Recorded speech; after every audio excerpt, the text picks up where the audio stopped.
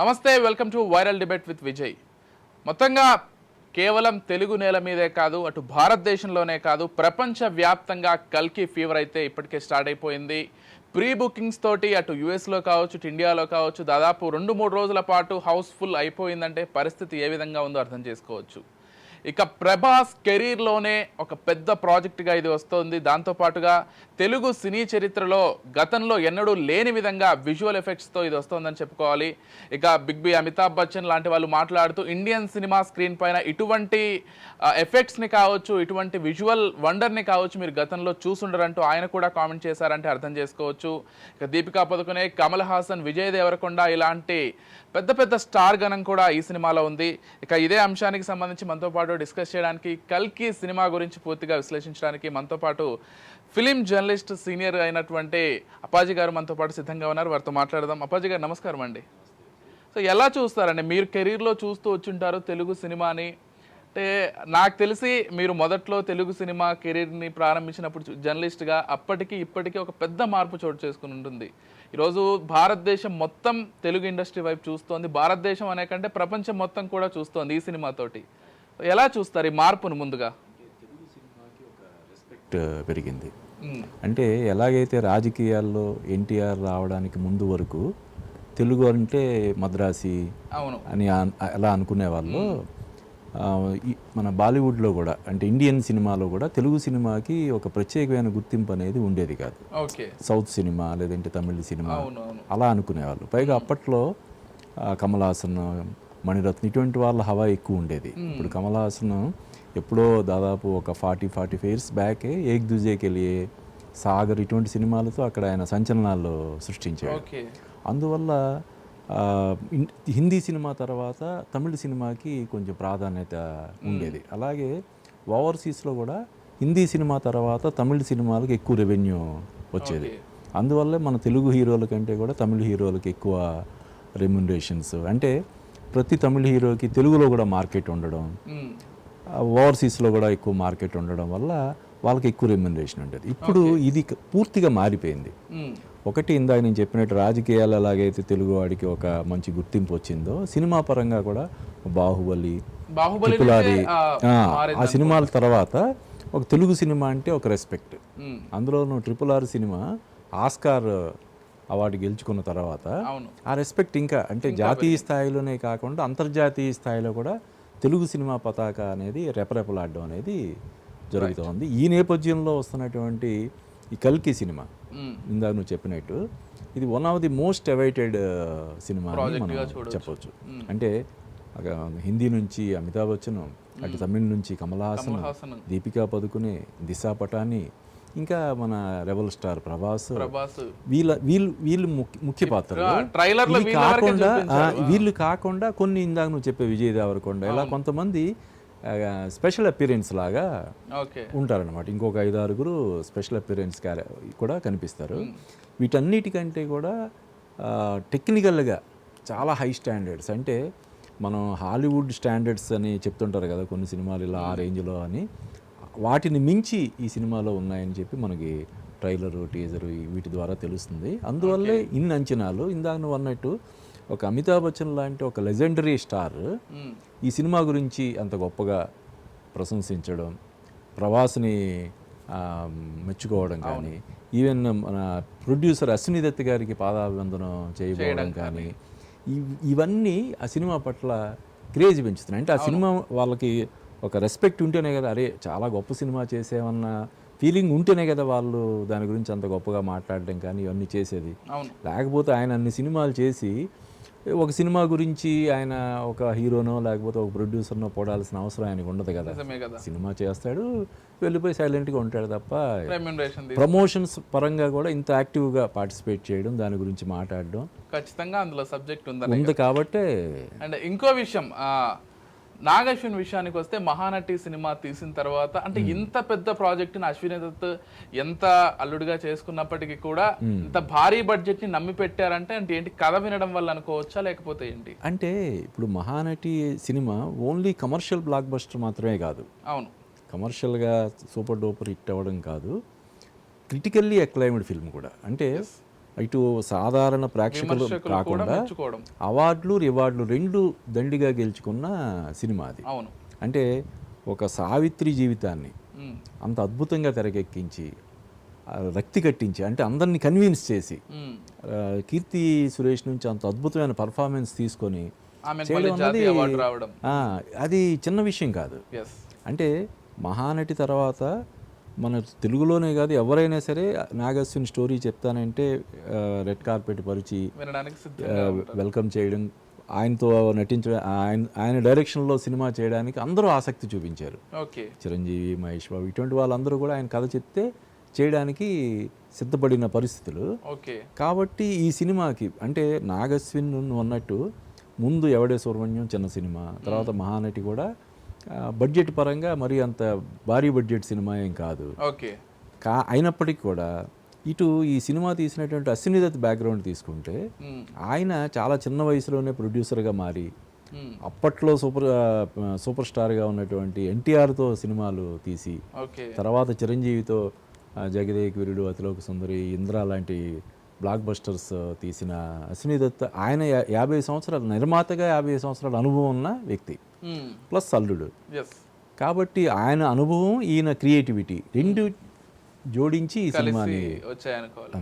And కుటుంబ సభ్యులు కూడా ప్రొడక్షన్ వర్క్ లో కావచ్చు, లేకపోతే డైరెక్షన్ డిపార్ట్మెంట్ లో కావచ్చు, వాళ్ళు కూడా పాల్గొన్నట్లుగా కనిపిస్తుంది. అవును వాళ్ళ ఆయన ఫ్యామిలీ ఇద్దరు కూతుర్లు కూడా అందరూ కూడా వాళ్ళు యాక్టివ్గా ఇన్వాల్వ్. ఈ మధ్య ఫ్యామిలీ పాల్గొనడం బాగా కనిపిస్తుంది. రాజమౌళి ఫ్యామిలీ కావచ్చు, ఇటు ఇప్పుడు నాగశ్విన్ కావచ్చు. అంటే అది ఒక శుభపరిణామం అని చెప్పాలి. ఉమ్, అంటే జనరల్గా ఆ సినిమాకి సంబంధించిన అన్నిట్లో కూడా వాళ్ళు వివిధ విభాగాల్లో పనిచేస్తూ ఆ దర్శకుడికి కానీ లేదంటే ప్రొడ్యూసర్కి కానీ సహకరించడం అనేది చాలా మంచి విషయం. అంటే మొన్నటి వరకు తెరచాటుగా ఉండే విషయాలు ఇప్పుడు వాళ్ళు ఓపెన్గా వచ్చి పాలు పంచుకోవడం అనేది జరుగుతుంది. దీన్ని మనం ఆహ్వానించదగ్గ విషయమే. తర్వాత ఇంకొకటి ఇప్పుడంటే నాగశ్విన్ అంతకుముందు చేసిన 2 చిన్న సినిమాలే, అవును. మరి ఇంత పెద్ద సినిమా అందులోనూ 650 కోట్ల బడ్జెట్ చేసిన సినిమాని అతనికి ఎలా అప్పచెప్పారు అంటే, ఇప్పుడు కమల్ హాసన్కి రెమ్యూనరేషన్ కోసం చేయాల్సిన అవసరం ఉన్న నటుడు కాదు కదా ఆయన. ఆ స్థాయిలో ఆయన దాటేసి ఎప్పుడు వచ్చేసారు ఆయన ఇప్పుడు. అలాగే అమితాబ్ బచ్చన్ కూడా అవును, ఇద్దరు ఆయన ఎగ్జైట్ చేస్తే నటిస్తాడు తప్ప ఏదో రెమ్యూనరేషన్ ఎక్కువ ఇస్తామన్నారు సరేలే చేద్దాం అవును అనేది కాదు కదా. వీళ్ళందరూ కూడా అది కూడా అంతంత మేకప్ వేసుకొని చేస్తున్నారంటే ఖచ్చితంగా అది ఎగ్జైటింగ్ స్టోరీ అయి ఉండాలి కదా. అలాగే దీపికా పదుకునే అవును. వీళ్ళందరూ కూడా ఏదో జస్ట్ ఫర్ రెమ్యూనరేషన్ సినిమాలు చేసే స్టేజ్ ఎప్పుడు దాటిపోయారు. ఇప్పుడు దీపికా పదుకునే చూసుకుంటే మన ఇండియాలోనే హైయెస్ట్ పెయిడ్ హీరోయిన్ ఆమె. హీరోయిన్ అవును. మన ఇండియాలో నంబర్ 1 పొజిషన్లో ఉన్న హీరోయిన్. వీళ్ళందరూ ఒక సినిమా కోసం చేయడానికి ముందుకు వచ్చారంటే సరే రెమ్యూనరేషన్స్ ఎలాగో వాళ్ళ స్థాయికి తగ్గట్టు వాళ్ళ డిమాండ్కి తగ్గట్టు ఇస్తారు, ఎస్ కానీ జస్ట్ ఫర్ రెమ్యూనరేషన్స్ వాళ్ళు ఎవరు సినిమా చేయరు కదా. అవును. ఆ సబ్జెక్ట్ వాళ్ళని ఎంతో ఎగ్జైట్ చేస్తే ఒకవేళ చేసిన ఇప్పుడు దీపికా పదుకునే కూడా ఇప్పుడు ఆమె యాక్చువల్గా ప్రెగ్నెంట్ అయినా సరే ఈ సినిమా ప్రమోషన్ కోసం ప్రత్యేకంగా వచ్చి పాల్గొంటున్నారు. తను లేదు నేను ఇప్పుడు రాలేనంటే ఎవరు అభ్యంతరం చెప్పడానికి కూడా లేదు, చెప్పడానికి లేదు. లేదు కానీ అయినా సరే ఆమె పార్టిసిపేట్ చేసింది, ప్రమోషనల్ యాక్టివిటీస్ అన్నిటిలో పాల్గొంటుంది. ఎస్ దాని గురించి ఎంతో గొప్పగా మాట్లాడుతుంది. అంటే ఆమెను ఎంతగా ఎగ్జైట్ చేసి ఉంటుంది ఎస్ అదన్నమాట. లేకపోతే ఈ కల్కి అనేటువంటి టైటిల్ తోటే అందరినీ ఆకట్టుకున్నారు నాకు తెలిసి ఇటు భారతదేశ ప్రేక్షకులందరినీ కూడా. ఎందుకంటే విష్ణువు 10వ అవతారంగా ఈ కలియుగం అంతమైపోయేటప్పుడు కల్కి అనే అవతారం వస్తుంది అనేటువంటి కాన్సెప్టే చాలా కొత్తగా అనిపించింది. అమితాబ్ బచ్చన్ లాంటి వాళ్ళు కూడా కామెంట్ చేశారు ఈ కాన్సెప్ట్ మాకు కొత్తగా అనిపించిందని. సో ఇటువంటి ఒక కాన్సెప్ట్ ఆలోచన కావచ్చు లేకపోతే దీన్ని కావచ్చు ఎలా చూడాలి అంటే నాగశ్విన్ ఈ సినిమా అనౌన్స్ అయిన మొదట్లోనే చెప్పాడు ఇది పాన్ ఇండియా సినిమా కాదు పాన్ వరల్డ్ సినిమా అని చెప్పి. అంటే మనకి కల్కి 2898 అనే అఫీషియల్ టైటిల్ అనౌన్స్ చేయడానికి ముందు దీనికి ఒక వర్కింగ్ టైటిల్ లాగా ప్రాజెక్ట్ జెడ్ అని పెట్టారు. ప్రాజెక్ట్ కే అని పెట్టారు. అప్పుడు ప్రాజెక్ట్ కే అది ప్రాచుర్యం బాగా దానికి ప్రాచుర్యం వచ్చింది, జనవాహినిలోకి బాగా వెళ్ళిపోయిన తర్వాత అనవసరంగా దీనికి ఎందుకు కల్కి 2898 అని పెట్టారు అని కొన్ని చిన్న విమర్శలు వచ్చినాయి.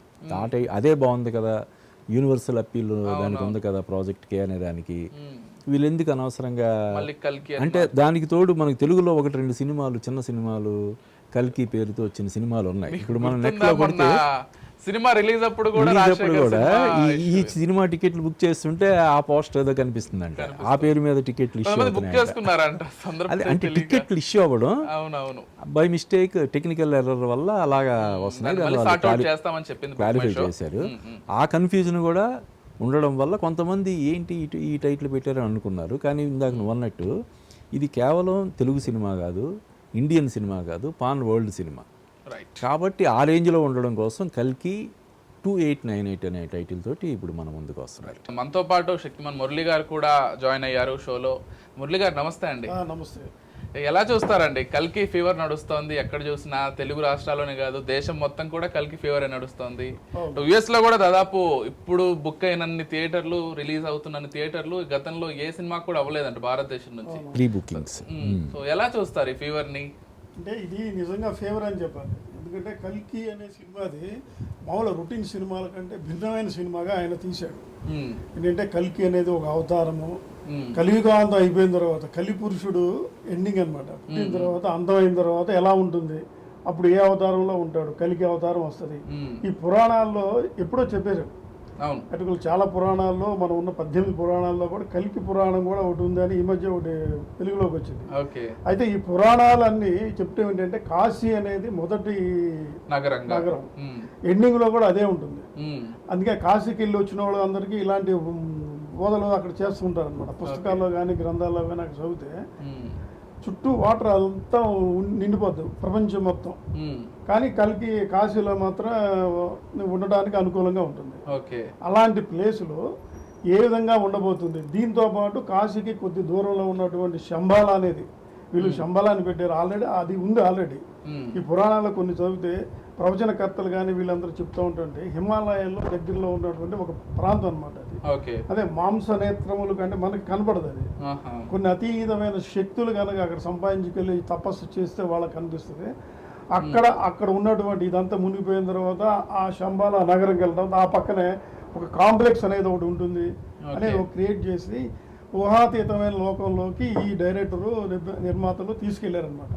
ఇప్పుడు దీనికి ఇన్స్పిరేషన్ కూడా ఆయన మొన్న రీసెంట్గా చెప్పింది డైరెక్టరు, ఒక హాలీవుడ్ సినిమా అంటే అవెంజర్స్ కానీ అవతార్ కానీ ఇలాంటి సినిమాలు చూసినప్పుడు అదంతా ఫిక్షన్, మన దగ్గర ఉన్న గ్రంథాలనే తీసుకెళ్ళి వాళ్ళు భారత రామాయణంలో ఉన్న గ్రంథాలను తీసుకెళ్ళి అలా ఫిక్షన్గా చేశారు. నేను ఎందుకు తీయలేకపోతున్నాను ఒక ఇచ్చేసాడు అనమాట. అలాగే ఇది ఆ టైపుగా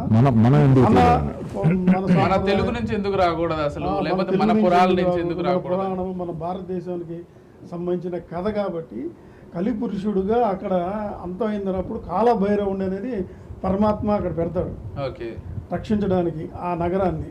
అందుకని ఈ హీరో కాలభైరవ అని పేరు కూడా పెట్టినట్టు టూకీగా తెలిసింది.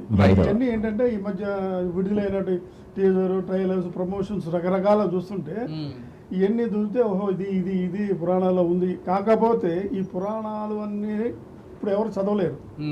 మామూలుగా టెక్స్ట్ పుస్తకాలు చదవడానికే ఓపిక లేదు.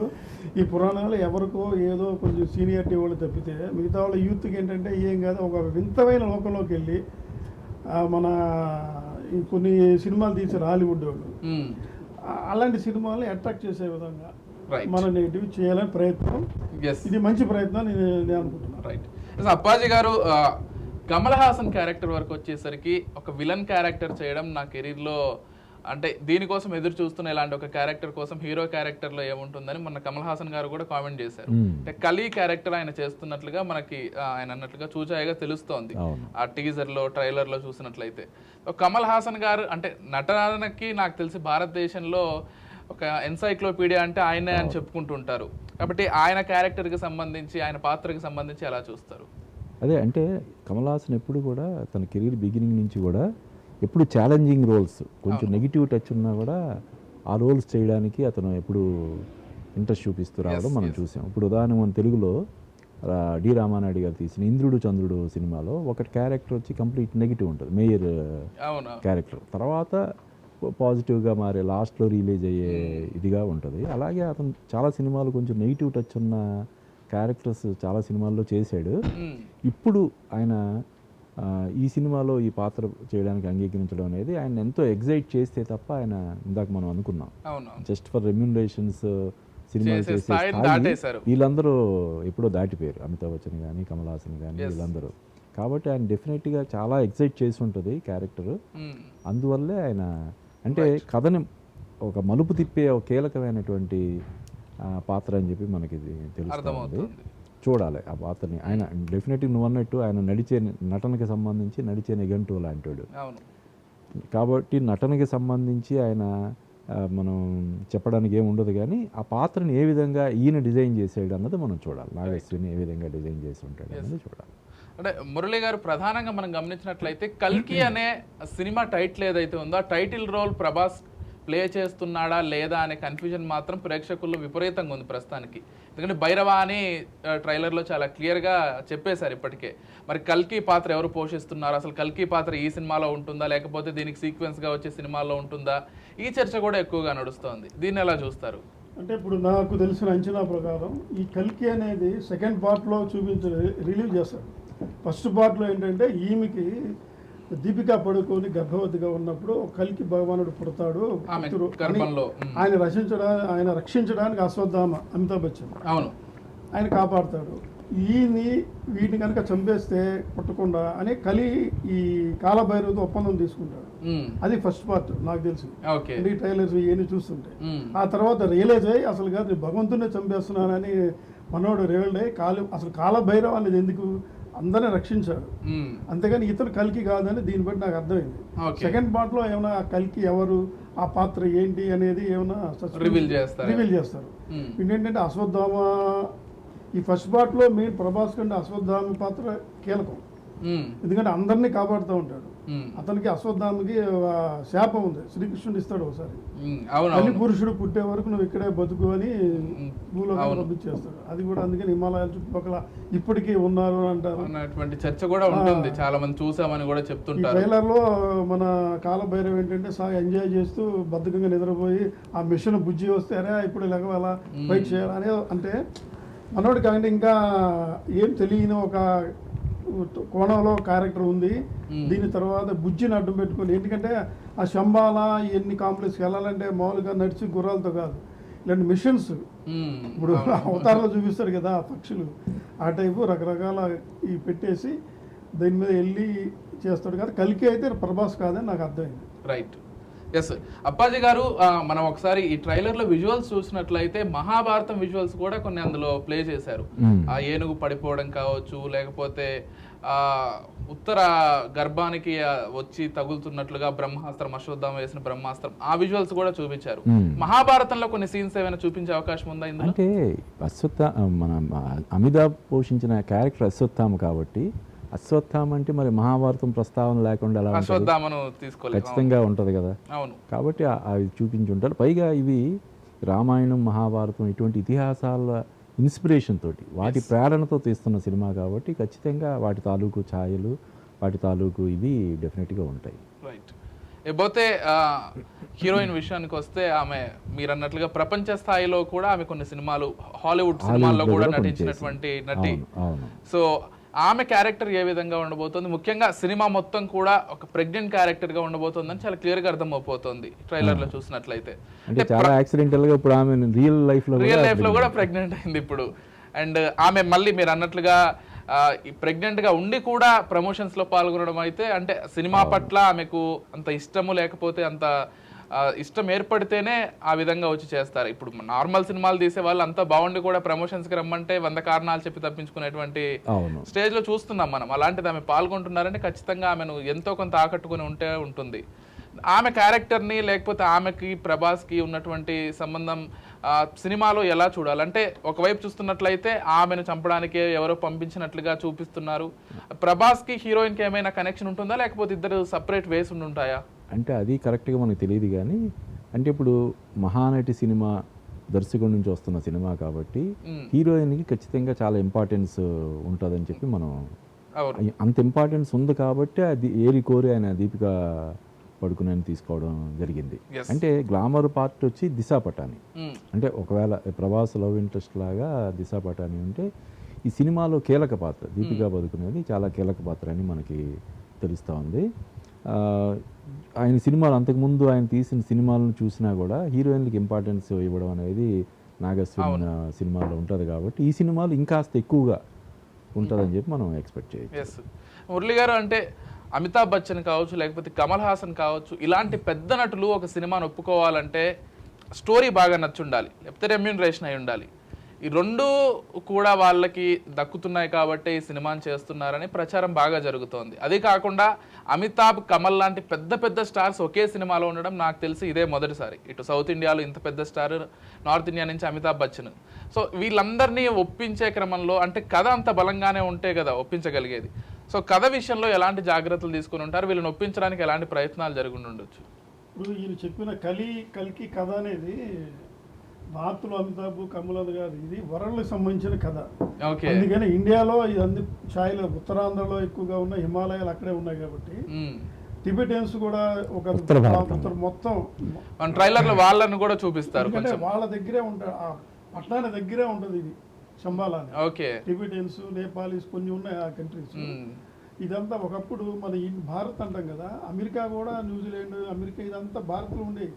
అఖండ భారత్ అనేది అంటే అది పక్కన పెడితే ఇది వ్యాస్ట్ సబ్జెక్ట్ కాబట్టి అందరూ అలా ఉండాలి. ఇప్పుడు ఈ అమితాబ్ తీసుకున్నాడు అంటే ఆ పాత్రకి ఆహారం అంత ఉండాలి, ఆహారం ఉండాలి, వయసు ఉండాలి, ఆ ఫీచర్స్ ఉండాలి. అంటే మన ఇక్కడ దక్షిణాదిలో తీసుకుంటే సెట్ కాదు. వాళ్ళు ఏంటంటే ఒక విజన్ ఉన్నవాళ్ళు, కథ ఇది ఇది ఇది ఇది ఇలాంటి. ఒకప్పుడు మన 10 అడుగులు ఉండేవాళ్ళు మనుషులు. అవునంట భారత టైంలో పాత్రలు కావాలి అంటే యుగ పురుషులు కాబట్టి వాళ్ళు అలా పాత్రలు ఉన్నారు. అదే ఎందుకున్నారు. ఈ కలి పురుషులు ఏంటంటే, కలి అనేవాడు ఏంటంటే మనుషులతో రకంగా ఉంటాడు, దేవతల రాక్షస గణానికి సంబంధించిన వాడు అనమాట. కలి అవతారం. కలి తర్వాత కలికి అనమాట. కలి ఎంత వికృతంగా చేష్టలు చేస్తాడో ఆ తర్వాత దాన్ని నియంత్రించడానికి ఇది కాబట్టి ఆ పాత్రని హావభావాలు పలికించగలరు. అలాంటి దశావతారం చేశాడు ఆయన, అన్ని పాత్రలు పోసాడు, ఇలాగ అన్ని పోషించగలడు. ఇది పెడితే బాగుంటుంది, అన్ని ప్రాంతాలకి వెళ్ళాలి, దక్షిణాది, ఉత్తరాది, వరల్డ్. ఇక ప్రభాస్ అంటే ప్రభాస్ కలి పురుషుడు, కాలభైరవకు తగిన హైట్ కావాలంటే వీళ్ళందరూ కావాలి. చిన్న చిన్న తీసుకుని వర్కౌట్ కాదు కదా. పాత్రపరంగా, పాత్రోచితంగా అందరూ బాగున్నారు. ఆయన రాసుకున్న కథ బాగుంది. అది ఫిక్షన్ కాబట్టి కొంత కల్పితం. అది ఎంత ఏమిటి ఎలా అనేది రేపు కొద్ది గంటల్లో తెలిసిపోతుంది. మంచి క్యారెక్టర్, అందరూ కరెక్ట్గా సరిపోయినట్లే. ఎస్ అప్పాజీ గారు, అంటే కథని లేకపోతే మిగిలినటువంటి పాత్రలన్నింటినీ పక్కన పెడితే ఇప్పటికైతే సినిమాను చూసి వెళ్తున్నారని ఖచ్చితంగా అది ప్రభాస్ అనేటువంటి ఒక పెద్ద ఇమేజ్ ద్వారానే. అంటే ప్రభాస్కి సంబంధించి ఇటీవల కాలంలో బాహుబలి తర్వాత 2-3 సినిమాలు అటు ఇటు అయినటువంటి విషయాన్ని కూడా మనం చూసాం. ఈ సినిమాకి వచ్చేసరికి గతంలో మాదిరిగా కాకుండా లుక్స్ విషయంలో చాలా జాగ్రత్తలు తీసుకున్నారు, యంగా కనపడేలా చర్యలు తీసుకుంటున్నారు. దానికి సంబంధించి కూడా లుక్స్ కూడా చాలా బాగున్నాయి గత 2-3 ఫిలిమ్స్ తో కంపేర్ చేస్తే అని చెప్తున్నారు. సో ప్రభాస్ విషయంలో జాగ్రత్తలు తీసుకోవడం కావచ్చు, ప్రభాస్కి ఈ స్టోరీ యాప్ట్ అవ్వడం కావచ్చు, ఈ మొత్తం అంశాన్ని ఎలా చూస్తారు మీరు? అంటే ఇందాను అన్నట్టు బాహుబలి 1-2 సినిమాలు అసాధారణమైనటువంటి విజయాలు సాధించిన తర్వాత వరుసగా 3 సినిమాలు నిరాశపరిచాయి. సాహో కానీ, ఆది పురుష్ కానీ, ఆ తర్వాత రాధేశ్యామ్ 3 సినిమాలు కూడా సలాదు కొంతవరకు ఇది చేసింది. కానీ పూర్తి స్థాయిలో ప్రభాస్ ఫ్యాన్స్ ని అలరించి బాహుబలి అనే రేంజ్ మళ్ళీ రాలేదు. కాబట్టి ఈ సినిమాతో మళ్ళీ ప్రభాస్కి బాహుబలి రేంజ్ లో మళ్ళీ ఇది వస్తుంది, సక్సెస్ వస్తుంది అని చెప్పి అందరూ ఎక్స్పెక్ట్ చేస్తున్నారు. ప్రభాస్ కూడా దానికోసమని చాలా అంటే ఎంతో డెడికేటెడ్గా ఈ సినిమా కోసం ఆయన చేశాడు. ఇంకా ఈ సినిమాకి స్టార్డమ్ ఎంతో, ఇప్పుడు అమితాబ్ బచ్చన్, కమల్ హాసన్, ప్రభాస్ ఇలా ఎంతమంది స్టార్స్ ఉన్నా ఈ స్టార్స్ అందరినీ కూడా జాగ్రత్తగా సద్వినియోగం చేసుకునే కథనాలను బట్టే ఇప్పుడు విజయాలు అనేవి. కేవలం అంటే స్టార్స్ అనేవాళ్ళు ఇంతమంది స్టార్స్ ఉన్నా కూడా జస్ట్ మొదటి రోజుకి మాత్రమే ఇవి ఉపయోగపడతాయి, అంతే కదా. మొదటి షోకి మాత్రమే ఉపయోగపడతాయి. ఒక్కసారి షో అయిన తర్వాత ఇప్పుడు సోషల్ మీడియా ఎంత నిమిషాల మీద స్ప్రెడ్ అవుతుంది. సినిమా సగంలో ఉండగానే రివ్యూలు ఇచ్చేస్తున్నారు. సగంలో కాదు, రీల్కి సీన్కి కూడా ట్విట్టర్ రివ్యూలు అని, ఫేస్బుక్ రివ్యూలు ఇవన్నీ వచ్చేస్తున్నాయి. కాబట్టి స్టార్డమ్ ఎంత, స్టార్ పవర్ అనేది ఎంత ఉన్నా కూడా, ఇంతకుముందు చూసాం మనం బ్రహ్మాస్త్ర సినిమాలో కూడా రణబీర్ కపూర్, ఆలియా భట్, నాగార్జున ఇలా చాలామంది స్టార్స్ని పెట్టి చేసినా కూడా అది కూడా కొంచెం ఈ తరహా సినిమా, ఆ టైప్ సినిమా అయినప్పటికీ కూడా జనాల్ని అది అలరించలేకపోయింది. కాబట్టి ఏంటంటే కథా కథనాలు అనేవి ఇప్పుడు సినిమా విజయాల్ని శాసిస్తున్నాయి. ఎస్. కాబట్టి నాగస్విన్ కల్కి 2898 సినిమాని ఆ కథా కథనాలను ఎంత అద్భుతంగా రాసుకున్నాడు, వాటిని ఎంత అద్భుతంగా ఎగ్జిక్యూట్ చేశాడనే దాని మీద ఈ సినిమా విజయం అనేది ఆధారపడి ఉంటుంది. ఎస్. అయితే ఇప్పుడు ఇందాక నువ్వు చెప్పావు ఓవర్సీస్లో చాలా విపరీతమైనటువంటి ప్రీ బుకింగ్స్ ఉన్నాయని చెప్పి. దీనికి కారణం స్టార్స్. ఇంతమంది స్టార్స్ ఉన్నారు కాబట్టి డెఫినెట్గా మనం డిసప్పాయింట్ చేయరు అనే ఒక నమ్మకంతో థియేటర్లో రావడానికి అందరూ కూడా టికెట్ రేట్లు పెంచినా కూడా ఆసక్తి. ముంబైలో కూడా ఒక్కో టికెట్ 2300కి అమ్ముతున్నారు. అంటే ఈ నార్త్ ఇండియాలో ఎప్పటి నుంచో ఉంది అది. మొదటి ఆ క్రేజ్ని క్యాష్ చేసుకోవడం కోసం ఫస్ట్ 2 days లేదంటే 3 days విపరీతంగా రేట్లు పెంచి చేయడం అనేది ముందు నుంచి ఉంది. ఇక్కడ కూడా ఇది కూడా ఎంతవరకు కరెక్ట్ అండి? ఇప్పుడు సినిమాకి ఎంత క్రేజ్ ఉన్నా కానీ ప్రేక్షకుల దగ్గర నుంచి వేల రూపాయల్లో కలెక్ట్ చేయడం ఎంతవరకు కరెక్ట్? అదే అంటే అది డెఫినెట్గా డిబేటబుల్ సబ్జెక్ట్ అది. అంటే అంటే మామూలు సినిమాలతో పోల్చితే ఈ సినిమాకి విపరీతమైన, అంటే ఉదాహరణకి దీనికి 600-650 కోట్లు ఖర్చు అయ్యారు. కాబట్టి ఒక 5 కోట్లు 6 కోట్లతో తీసే సినిమాకు ఉండే రేటే ఈ సినిమాకు కూడా ఉండడం సమంజసం అని మనం చెప్పలేము. అట్ ది సేమ్ టైం ఆడియన్స్కి భారంగా మారేలాగా పెంచడం అనే దాన్ని కూడా మనం సమర్థించలేము. కాబట్టి అంటే వీళ్ళు పెంచడం అనేది పెంచాలని ప్రభుత్వాన్ని కోరడం వాళ్ళ ఇదంతా ఓకే, కొంత పెంచుకోవాలి. ఎందుకంటే అంతంత బడ్జెట్లు పెట్టినప్పుడు సినిమా రేట్లు పెంచుకోవడంలో తప్పులేదు. అంటే చాలా మంది చిన్న నిర్మాతలు చేస్తున్న విజ్ఞప్తి కూడా అదే.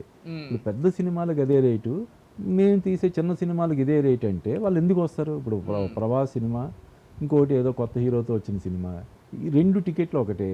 ఆడియన్స్ దేన్ని చూడడానికి ప్రిఫర్ చేస్తాడు? అంతే, పెద్ద సినిమానే చూడడానికి ప్రిఫర్ చేస్తాడు. అందుకని ఈ పెద్ద హీరోల సినిమాలకి టికెట్ రేట్లు పెంచుకోవడానికి ఎలాగైతే పర్మిషన్లు ఇస్తున్నారో, చిన్న హీరోల సినిమాలకి టికెట్ రేట్లు తగ్గించుకోవడానికి వాళ్ళు మా సినిమా ఇంత అయితే చాలు, దీనికి 20 రూపాయలు అయితే చాలు, 30 రూపాయలు అయితే చాలు అని చెప్పి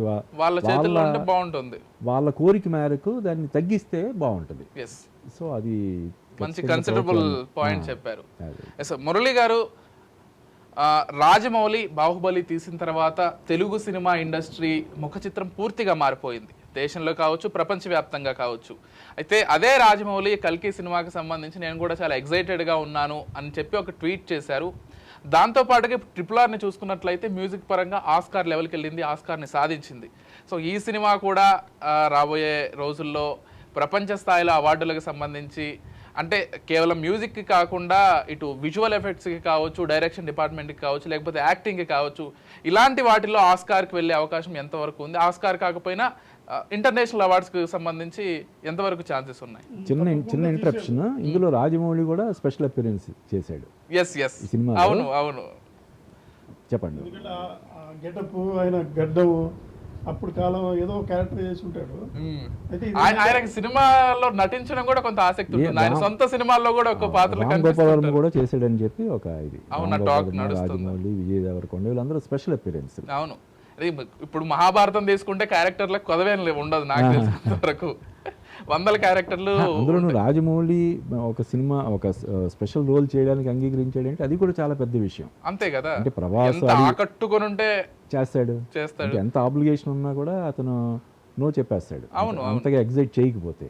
అటువంటిది రాజమౌళి కూడా ఒక క్యారెక్టర్ చేయడం, అందులోనూ రామ్ గోపాల్ వర్మ కూడా చేయడం, ఇవన్నీ కూడా మరింత ఇంట్రెస్ట్ పెంచుతున్నాయి మనకైతే. స్పెషల్ అట్రాక్షన్స్ ఈ సినిమాకి. చెప్పండి మురళి గారు. యాక్ట్ చేయడం, ఆయన కామెంట్ చేయడం, స్పందించడం బాగున్నా, ఒక రకంగా ఒక తోటి డైరెక్టర్గా నాకంటే విజన్ ఎక్కువ ఉంది ఈయనకి అని ఒక విధంగా గర్వపడతారు కదా. అవునవును. బాహుబలి తర్వాత ఈయన మహాభారతం తీస్తానని స్టేట్మెంట్ ఇచ్చారు. ఇది చూస్తే కలిగి మహాభారతం అంతకు మించి అన్నట్టుగా ఉంది. దాన్ని బట్టి తప్పకుండా ఇవ్వాలి. మోరోవర్స్ ఆ మహాభారతం విజువల్స్ కూడా కొన్ని కనిపించేలా చేసుకుంటున్నారు.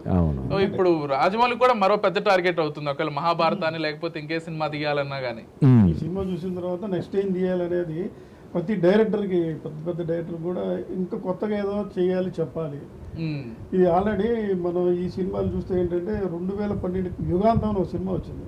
అవును, 2012 యుగాంతం హాలీవుడ్ సినిమా మునిగిపోతుంది, ప్రళయాన్ని మొత్తం చూపిస్తారు. అలాగే ఇందులో కూడా కలియుగాంతంలో వాటర్ ముంచేస్తుంది. అది ఏ విధంగా ముంచేస్తుంది, ఏం తీశాడు, అంతకు మించి ఏమైనా గ్రాఫిక్స్, ఇదేంటంటే టెక్నికల్గా ఉన్న విజువల్స్ కానీ రకరకాల ఎఫెక్ట్స్ కానీ దాన్ని బట్టి ఇది ఎటు వెళ్దాం, అవార్డుకి వెళ్దామా లేదా అనేది వాళ్ళు నిర్ణయించుకుంటారు. ఓకే. ఆర్టిస్ట్ పరంగా అందరికీ అవార్డులు వచ్చినాయి, కమల్ హాసన్కి వచ్చినాయి, అమితాబ్కి వచ్చినాయి, ఎవరు నేషనల్ లెవెల్లో చెప్పేది ఆస్కార్కి వెళ్ళాలంటే వాళ్ళకి అంత మించి ఉండాలి. అలాంటి అంశాలు ఏమైనా ఉన్నాయా అని టెక్నికల్గా ఎక్కువగా నేను అనుకోవడం ఏంటంటే టెక్నికల్గా ఎక్కువ చూపిస్తాడు. ఈ శంబాలా నగరం కానీ కాంప్లెక్స్ కానీ హిమాలయాల్లో పక్కన ఉండేవంటే ఆ హిమాలయాల్లో ఎఫెక్ట్ చూపించాలి కదా. బహుశా వస్తే దానికి రావచ్చు. కథాపరంగా ఇది మన ఒరిజినల్ కథ కాబట్టి దాన్ని కల్పితం. టేకింగ్ పరంగా ఏమన్నా మంచి ఇది తీసుకుంటే తీయొచ్చు. ఎందుకంటే ఇప్పుడు ఆర్ఆర్లో అంటే పాటలు, ఆ టైప్ పాటలు ఏముండవు ఇందులో. ఒక విధమైనటువంటి ఒక మూడ్లో తీసుకెళ్తాను అనమాట. ఆ యుగాంతంలో తీసుకెళ్లి మూడ్ క్రియేట్ చేస్తారు కాబట్టి దానికి కీలకమైన బాధ్యత వహించిన టెక్నికల్ టీంకి వస్తే రావచ్చు, వీళ్ళు అప్లై చేసుకుంటే వస్తుందని నా అభిప్రాయం. అంటే ఇప్పుడు ఈ యాంథమ్ సాంగ్ అని రిలీజ్ చేశారు కదా, చాలా ఎక్స్ట్రాడినరీగా ఉంది. Music director Santosh Narayana anthem song అసలు ఒక రేంజ్ లో ఉంది. అవును, యాంథమ్ సాంగ్ బాగుంది. మళ్ళీ నైట్ కూడా ఒక సాంగ్ రిలీజ్ చేశారు, అవి కూడా బాగున్నాయి. యాంథమ్ సాంగ్ లోనే స్టోరీ అంతా చెప్పేశాడు. అవును. అంటే ఇంకో విషయం ఏంటంటే ఇప్పుడు మనం మీరు ఇందాక ప్రస్తావించినట్లుగా అవెంజర్స్ ఈ సినిమాకి సంబంధించి ఒక ఫ్యాన్ బేస్ ఉంటుంది. అవెంజర్స్ అనే ఆ ప్రపంచం నుంచి ఏ సినిమా వచ్చినా కానీ అవెంజర్స్ ఫ్యాన్స్ మొత్తం కూడా వెళ్ళే సినిమాని చూస్తుంటారు. ఇప్పుడు కల్కి తోటి అటువంటి ఒక ప్రపంచాన్ని సృష్టించబోతున్నారు అనేటువంటి ఒక చర్చ నడుస్తోంది. అది కనుక సక్సెస్ అయితే కనుక ప్రపంచంలో తెలుగు సినిమాకి ఇక తిరుగు ఉండదు అనడంలో మాత్రం ఎలాంటి డౌట్ అక్కర్లేదు. రాబోయే కల్కి సీక్వెన్స్లు అన్నీ కూడా హిట్ అయ్యే అవకాశం ఉంది. అంత భారీగా కూడా తీస్తారు. దీన్ని ఎలా చూస్తారు? అంటే ఆ ట్రెండ్ బాహుబలి తోటే స్టార్ట్ అయింది. బాహుబలి 2 చేశారు. అవునవును. ఇప్పుడు మొన్న రీసెంట్ గా సక్సెస్ అయిన హనుమాన్కి మళ్ళీ ఇప్పుడు జై హనుమాన్ అని చేస్తున్నారు. అలాగే ఈ సింగం సిరీస్ ఉదాహరణ బాలీవుడ్ లో సింగం సీక్వెల్, సింగం అగైన్ చేస్తున్నారు. కాకపోతే అవెంజర్స్ రేంజ్ లో ప్రపంచ స్థాయిలో దాన్ని ఒక ఫ్రాంచైజీ లాగా చేసే ప్రయత్నాలు బాలీవుడ్ లో కానీ ఇప్పుడు మన తెలుగులో కానీ చాలా మంది చేస్తున్నారు. ఇప్పుడు ఉదాహరణకి మన పూరి జగన్నాథ్ చేస్తున్నటువంటి సినిమా, అది కూడా దానికి సీక్వెల్ లాగా రామ్తో చేస్తున్న సినిమా. ఈ ట్రెండ్ ఎప్పటి నుంచో ఉంది. ఇప్పుడు ఏంటంటే ఇంకొకటి ఏంటంటే విజయ్, ఇప్పుడు మా రొటీన్ సినిమాలు చూడడానికి జనాలు థియేటర్లకి రావాల్సిన అవసరం లేదు. చిన్న సినిమా అయినా కానీ కథ భిన్నంగా ఉండాలని కోరుకుంటున్నారు. ఓటీటీలు ఇవన్నీ వచ్చేసిన తర్వాత మామూలు లవ్ స్టోరీస్ లేకపోతే ఫ్యామిలీ డ్రామాస్ ఇటువంటి అంటే హ్యాపీగా ఇంట్లో కూర్చొని హోమ్ థియేటర్లో చూస్తున్నారు. థియేటర్ రావాలంటే అది ఒక బాహుబలి, ఒక కేజీఎఫ్, లేదంటే ఆ రేంజ్ లో ఉంటేనే జనాలు థియేటర్లకు వస్తున్నారు. కాబట్టి అందుకనే ఇంత భారీ తారాగణం, ఇంత భారీ బడ్జెట్, ఇంత విజువల్ ఎఫెక్ట్స్, గ్రాఫిక్స్ వీటన్నిటిని మేళవించి సినిమాలు తీస్తే తప్ప జనాలు థియేటర్కి రావట్లేదు. మనం చూసాం జనాలు రావట్లేదు థియేటర్లకి, ప్రేక్షకుల కొరత ఉండడం కారణంగా థియేటర్లు మూతపడి స్వచ్ఛందంగా థియేటర్లు మొన్న 2-3 నెలలు అంటే వాలంటీర్గా నాకు వర్కౌట్ అవ్వట్లేదు, కనీసం కరెంటు రావడం లేదు, మూసేసుకుంటున్నాం అని చెప్పి థియేటర్లో మూసారు. ఇప్పుడు అటువంటి థియేటర్లో మళ్ళీ తెరిపించాలన్నా, థియేటర్లో కలకలలాడాలన్నా ఇటువంటి భారీ బడ్జెట్ సినిమాలు మాత్రం అవి చేయగలుగుతాయి.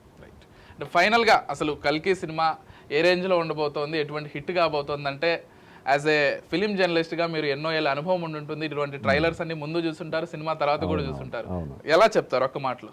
అంటే ఈ సినిమాకి క్రేజ్ అనేది గ్రాడ్యువల్గా అలా పెరుగుతూ వచ్చింది. ఇప్పుడు నిన్న రిలీజ్ అయినటువంటి యాంథమ్ సాంగ్ తోటి ఇంకా క్రేజ్ వెళ్ళింది. అలాగే మొన్న బాలీవుడ్లో చేసినటువంటి ప్రీ రిలీజ్ ఈవెంట్, అక్కడ అమితాబ్ బచ్చన్ వీళ్ళందరూ పార్టిసిపేట్ చేయడం, దానివల్ల క్రేజ్ ఇంకొంచెం పెరిగింది. మౌత్ టాక్ ఎక్కువగా జరుగుతుంది. అలాగే ఓవర్సీస్లో ఈ సినిమా మీద చాలా ఎక్స్పెక్టేషన్స్ ఉన్నాయి. అందుకే ఆ ప్రీ బుకింగ్స్ ఆ రేంజ్లో ఉన్నాయి. అలాగే మన తెలుగు రాష్ట్రాలు, ఓన్లీ తెలుగు రాష్ట్రాలనే కాదు, ఆల్ ఇండియా మొత్తం దేశవ్యాప్తంగా, ఇంకా చెప్పాలంటే అంతర్జాతీయ స్థాయిలో కూడా ఈ సినిమా కోసం అందరూ ఆసక్తిగా, సినిమా లవర్స్ అందరూ కూడా ఆసక్తిగా ఎదురు చూస్తున్నారు. కాబట్టి ఆ రేంజ్లో సక్సెస్ అయ్యి మళ్ళీ తెలుగు సినిమా రెస్పెక్ట్ని ఇంకా బాహుబలి స్థాయి కంటే కూడా ఇంకా పెంచేలాగా ఉంటుందని చెప్పి అందరూ ఎక్స్పెక్ట్ చేస్తున్నారు.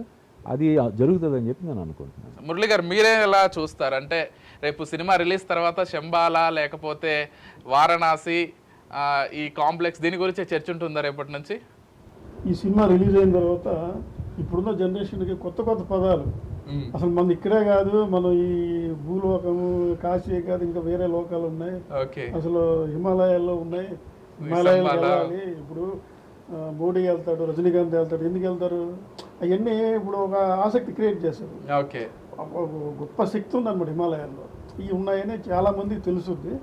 ఈ చాలా తెలియని విషయాలు తెలియజెప్పే ప్రయత్నంలో ఒక విజువల్ వండర్గా ఈయన తీశాడు. కాబట్టి ఒక సినిమాని ఇలా తీయొచ్చు, అసలు మన నేటివిటీ ఇంతే అంటే గొప్పగా సినిమాని చూపించే ప్రయత్నం ఈనాడు జనరేషన్కి చేయడం అనేది గొప్ప విషయం. రైట్. అది వాళ్ళకి రీచ్ అయిందంటే ఎక్కడికో వెళ్తుంది. వాళ్ళకి అర్థం అవుతుంది, అర్థం కాలేదంటే మనం చేయలేము.